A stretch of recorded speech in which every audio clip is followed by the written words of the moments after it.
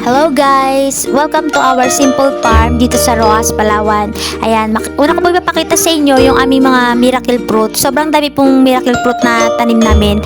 Good for the health. At syempre, meron doon po kaming mga kalamansi. Yung mga kalamansi namin is nag-start pa lang na magbunga. So, sa nakikita ninyo, sobrang lilit pa niyan.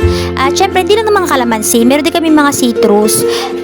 Katulad ng kalamansi, nag-start pa lang din talaga magbunga yung aming mga citrus.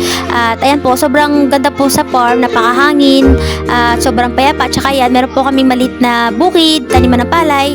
Meron din po kaming mga sitaw na tanim. At sobrang gaganda po ng sitaw namin kasi sobrang hahaba niya. At start na rin po siya na harvest. At hindi lang naman po sitaw yung meron kami.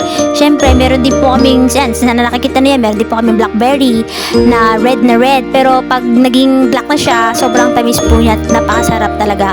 At ilan lang po yan sa mga tanim namin. Meron din po kaming patola. I think lang ha. Kasi I think lang talagang patola siya. Pero parang kalabasa. Di sure.